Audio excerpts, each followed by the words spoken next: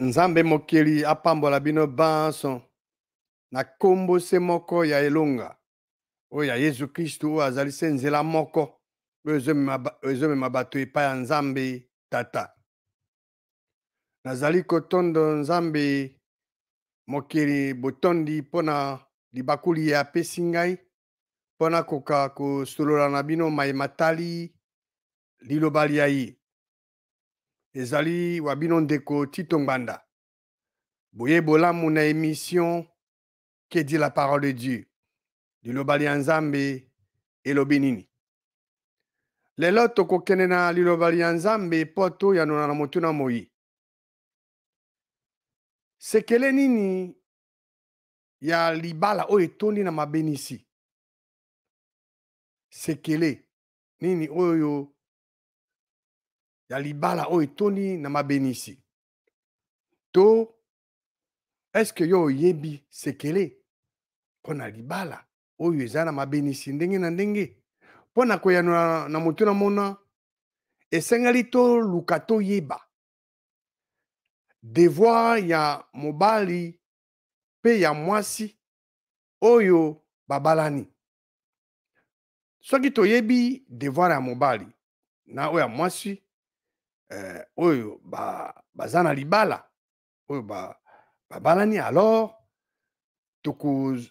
tokozwa eyano tokoyeba sekele wana sekele oyo mpona libala oyo etondi na mabenisi. Liloba lia Nzambe na ekelamu ya Nzambe mokili ezokoyebisa biso polele ke mobali asalamaka mpona mwasi e mwasi asalama mpona mobali. Na buku ya Genèse chapitre 2 verset 18 na ebandeli ya Biblia, Yahweh Nzambe alobi ete ezali malamu te ke moto azala ye moko mobali pardon. Mobali wana ezaki Adamu. Nzambe amoni ke eza malamu te Adamu azala ye moko. Abi akosalela ye lisalisi mosungi lokola ye. Nzambe mokeli ye nde aye na likanisi ya libala. Adamu nde aye na likanisi lina te. Non, eza motu te, mais ezali Nzambe mokeli ye moko nde aye na likanisi. Ye nde a institué mariage. Alors soki yo ndeko mwasi yo ndeko mobali olingi osepela na libala esengeli olanda mateya to toli ya Nzambe mokili. Eloko nini alobi mpona libala. Esengeli oyeba mayeye azoko recommande na bao babala po ete basala. Donc Genèse 2:18 elobi na biso ete Nzambe asali mosungi to lisungi mpona mobali mpona moto mobali. Nzambe apesi mobali mwasi lokola lisungi to une aide, une compagne oyo akosalisa mobali. Na verset 22 ya Genèse chapitre 2, Yahweh Nzambe mokeli Nzambe asali mwasi na mopanzi ya mobali. Nzambe azwi mopanzi ya mobali nde asala mwasi. Eliloba Nzambe lobi nini amemi Nzambe mokeli amemi mwasi epai ya mobali. Esengeli tosala attention. Tosala angele na maye Nzambe azoloba awa boye. Nzambe mokeli amemi mwasi epai ya mobali. Nzambe mokeli amemaka te moto mobali mosusu epai ya Adamu. Non, Adamu azaki mobali. Tango Nzambe asaki mosungi mpona lisalisi mpona Adamu asalaka mwasi, asalaka mobali mosusu te. Nzambe mokeli amemaka Joseph te epai ya Adamu. Amemaka nde Eva epai ya Adamu. Nzambe mokeli amemi mwasi epai ya mobali. Nzambe mokeli amemaka te mobali mosusu epai ya Adamu. Et puis Nzambe mokeli amemaka te moto ya mosala to esclave oyo bakonyokola epai ya Adamu te.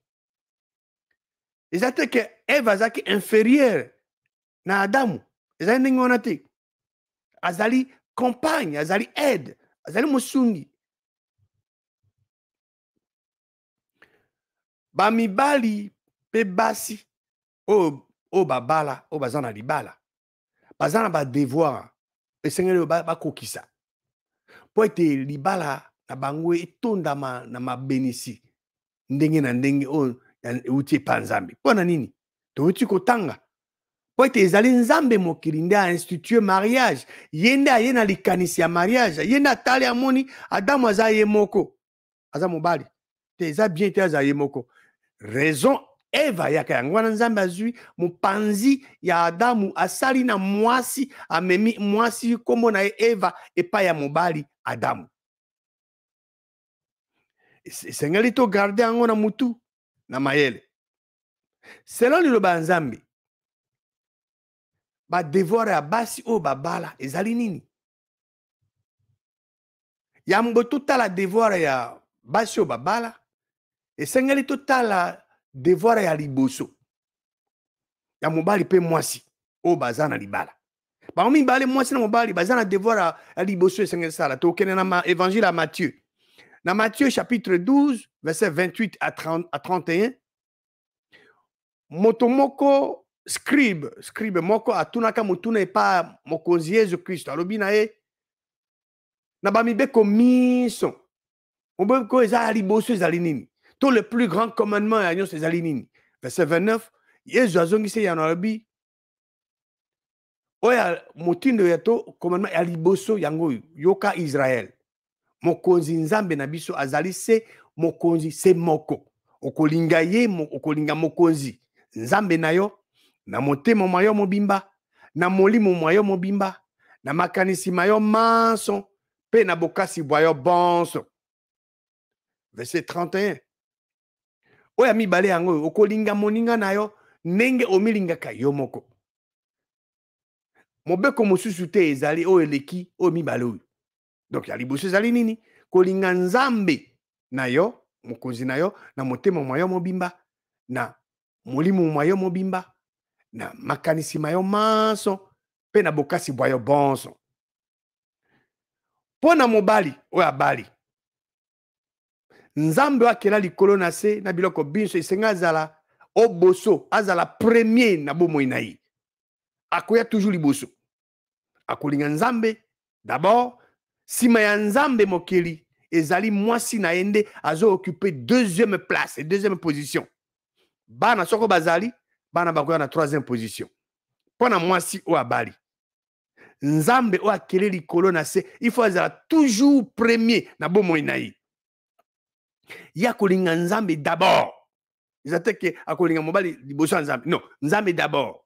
Sima ya nzambe o azoya na sima ya nzambe na deuxième position ezali mobali na ye. Donc mobali nda ko occuper deuxième place. S'occuper bazana bana bakoya pe na troisième position pona mwasi. Donc esengeli te ke bana bakamata position ya place ya mobali to place ya mwasi te. Po papa mosusu akomona no azolinga bana ne koleka mwasi na ye. Non, to mwasi azolinga bana koleka mobali. Bana bako occuper place wana te. Bana bako occuper place ya papa te to ya mama te. Ordre wana esengeli za respecter. Donc mwasi esengeli te ke mobali akamata place ya nzambe. Yo komi kolinga nzambe, pardon, ozolinga mobali no avant nzambe te. Nzambe liboso, mobali no deuxième. Bon, yo pe mobali nzambe liboso, mwasi no azo na deuxième position. Yambo to examiner devoir ya mobali na mwasi o babali o bazana libala. Esengeli na lakisa bino kati ya liloba nzambe mae to eloko nzambe azo recommander na bandimi banso.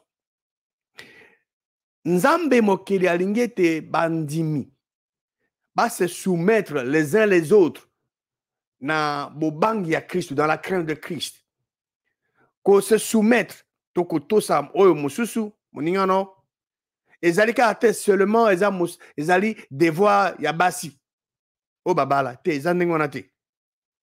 Parce que tout comme on a tout à l'heure mobali na mwasi esengeli ba se soumettre l'un et l'autre.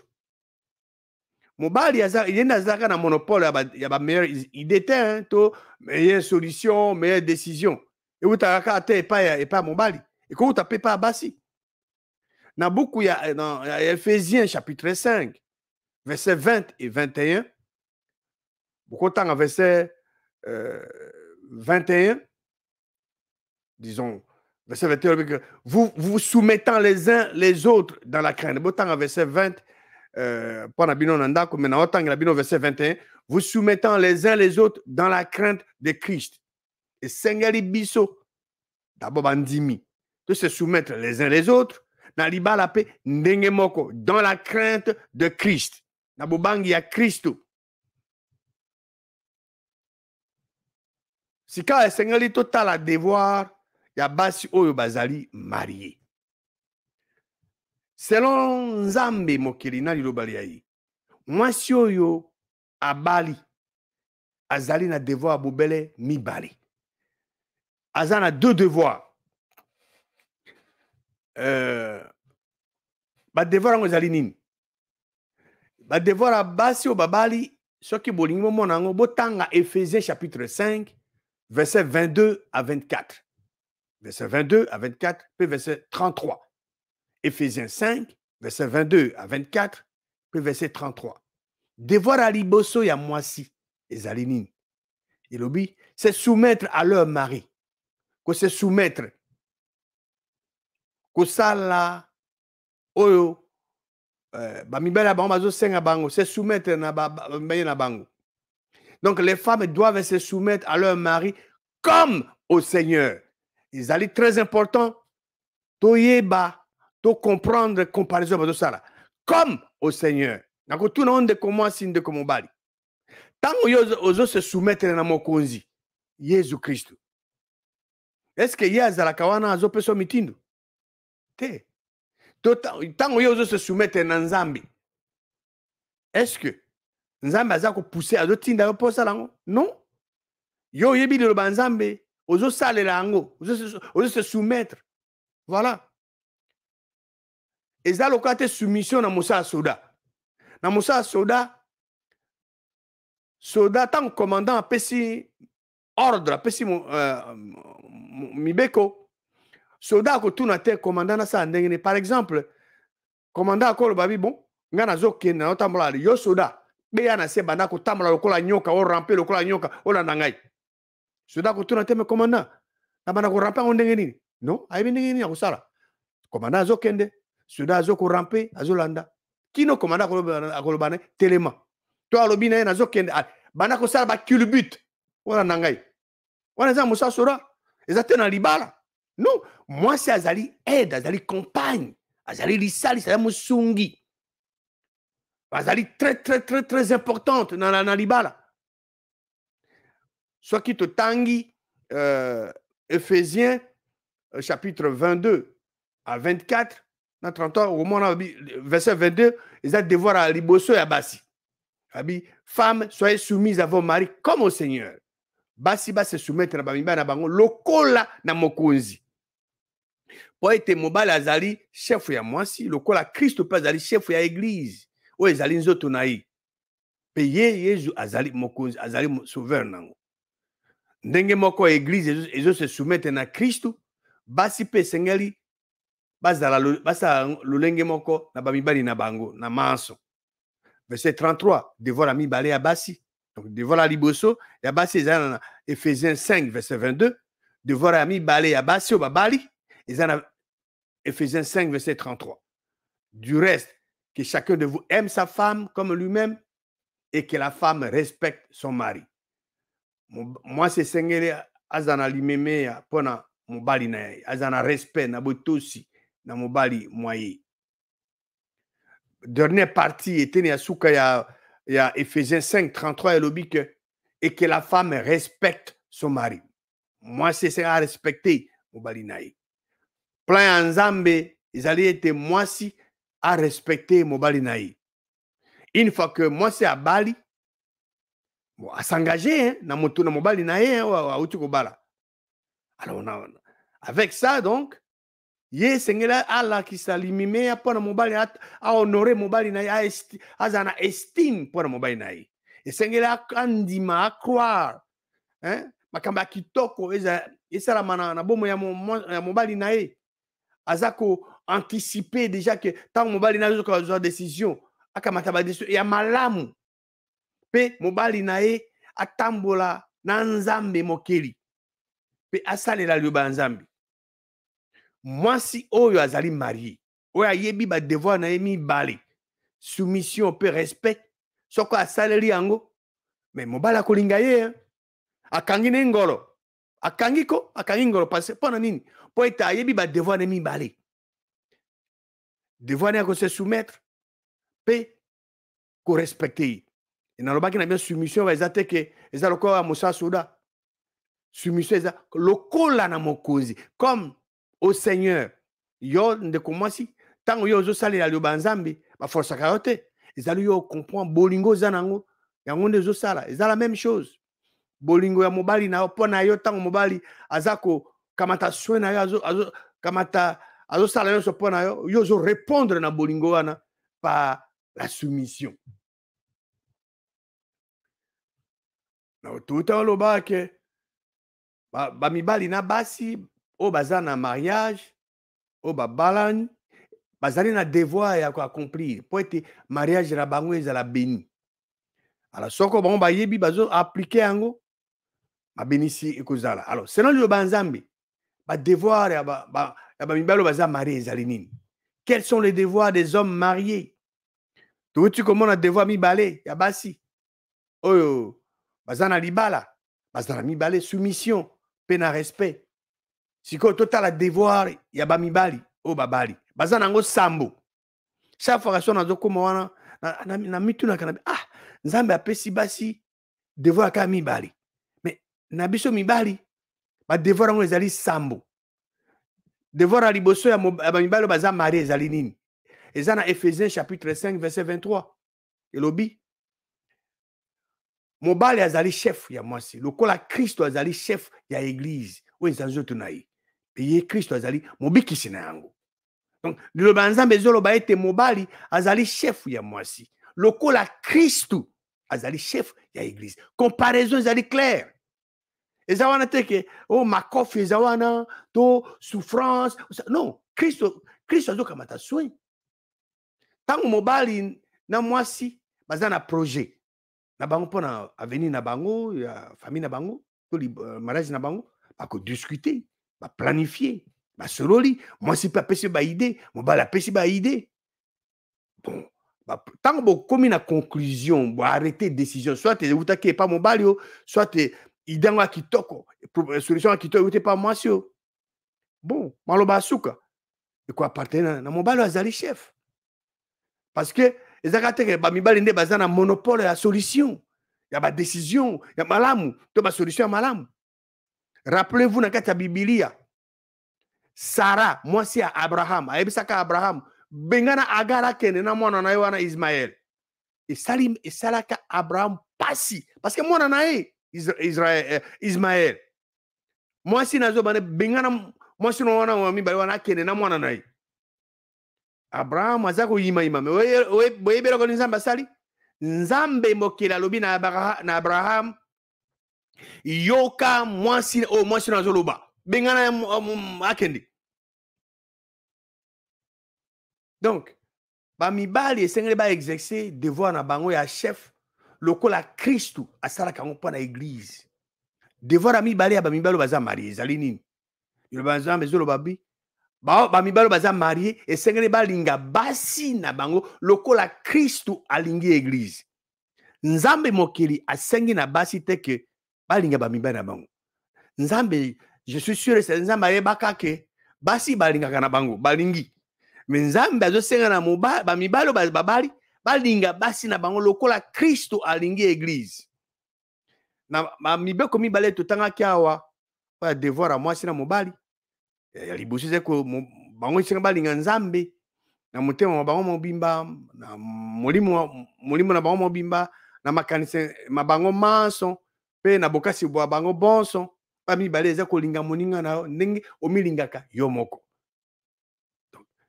Bolingo esalaka mabe te na moninga na ye.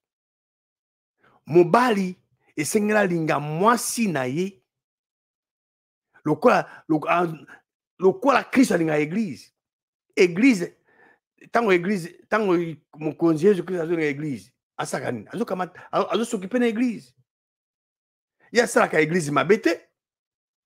Donc l'homme qui aime sa femme ne peut pas lui faire du mal. Ce qu'on moni mobile azo sala mwasi ne mabe. Mais azo sala mokano nzambe te. Le banzambe lobi ke mari mobali o abali linga mwasi na yo. Donc na libala mobali nde azali responsable ya bolingo. Donc le mari est essentiellement responsable de l'amour dans un mariage. Éphésiens 5 verset 25 et lobi ke bolingo oyo mobali esengeli o mobali abali esenga démonter na mwasi na ezali comparé na bolingo Christ azana ngo pona église. Ezali très important, ezali bolingo ya munene. Devoir ami sato ya ba mibalo babali esengeli balinga basi na bango loka balinga kanzoto na bango moko. Ndeko mobali tala ndenge omilinga kanzoto no moko. Tala biloko miso makapona yo. O lingike ozala. Mais nzambe alobi ko olinga mwasi na yo ndenge omilingaka yo moko.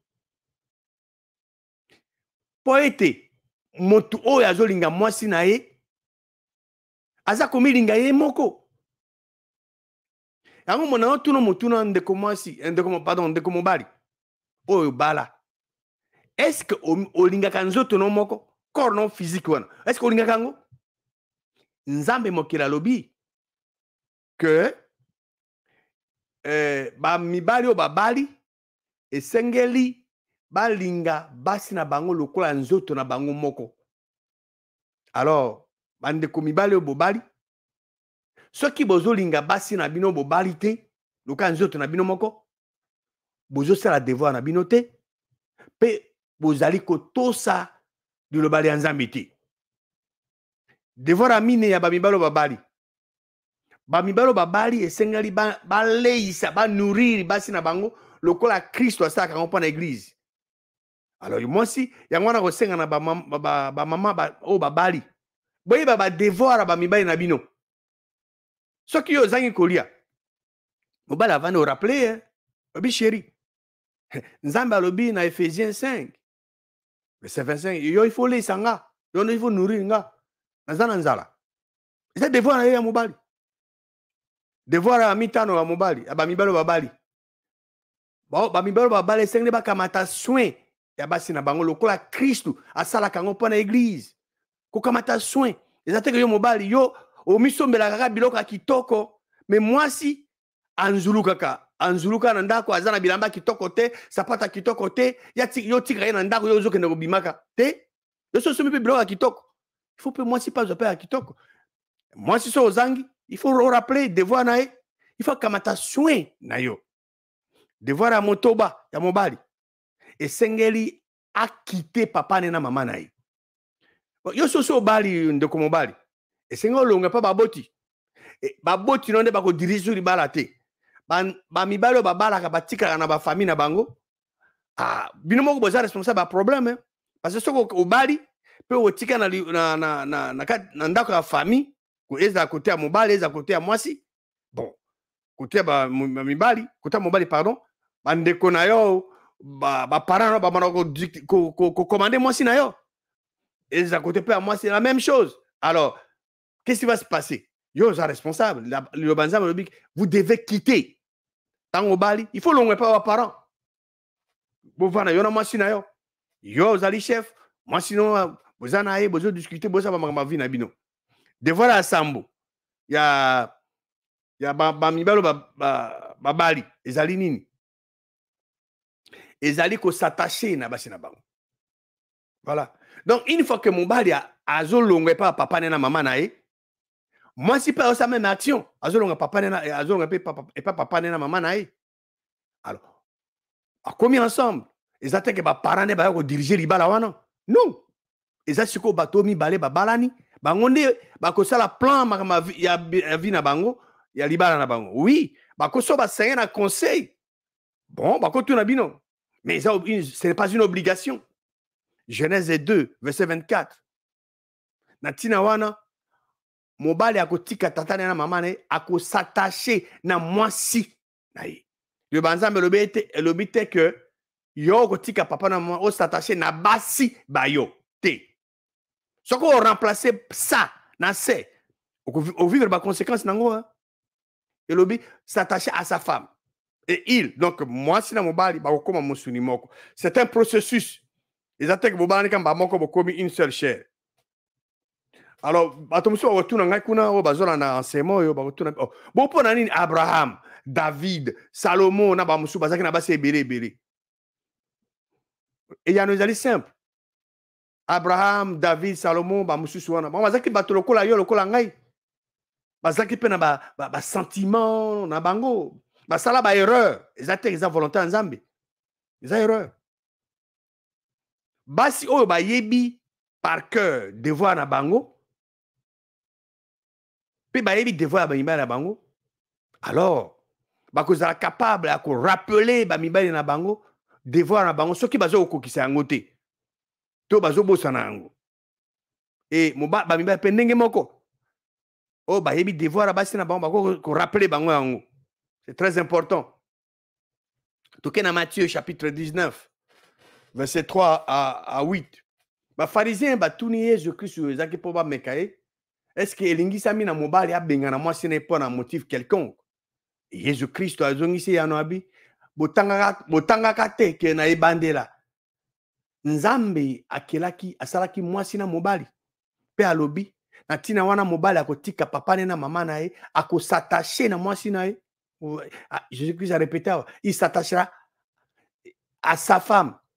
Et puis Jésus-Christ a dit que il s'attachera à un autre homme.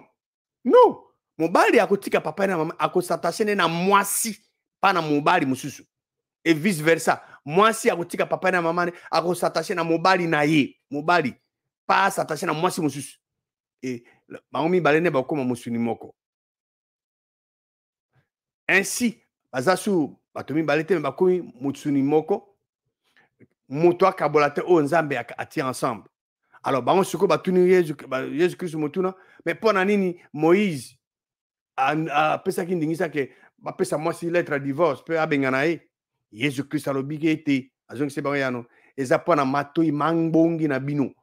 La dureté de votre cœur que Moïse a salaki a permettre bino bo bengana basi na bino. Na ebandela ezalaka lolengelo na te. Voilà. Jésus-Christ a dit qu'ils apprennent la dureté de leur cœur, matoi, mangbongi, motema makasi. On a l'insaki bango. Mais na ebandeli, ezalaka ndenge wana te. Pona ba mibali, po ete botanga ba devoir na bino nyonso. Botanga Éphésiens chapitre 5, verset 25 à 33.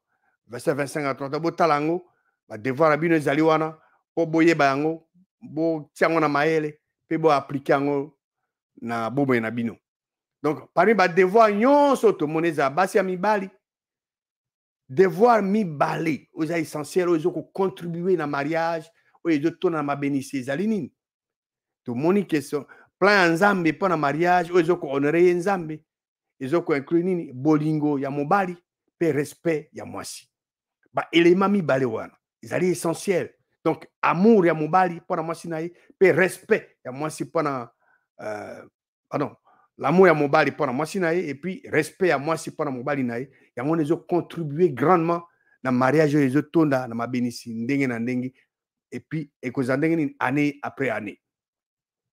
Alors, ezali très important que bandeko babali mwasi na mobali ba yeba, ba comprendre, ba conseil ya nzambe mokili pour un mariage où il tondi na isengo. Est-ce que yon de commencement de combat olingi que aux na mariage aux ali béni bande ko mibali esengeli boye ba devoir na bino pe bo salela yango. Bande ko basi esengeli pe boye ba devoir na bino pe bo salela yango. Alors ma bénissi ndenge na ndenge ya nzambe mokeli oyo a institué mariage et ko sopana na libala na bino. Nzambe o akela likolo na se biloko binso apambola bino na kombo ya mwana wa ye mobikisi na biso Yesu Kristo.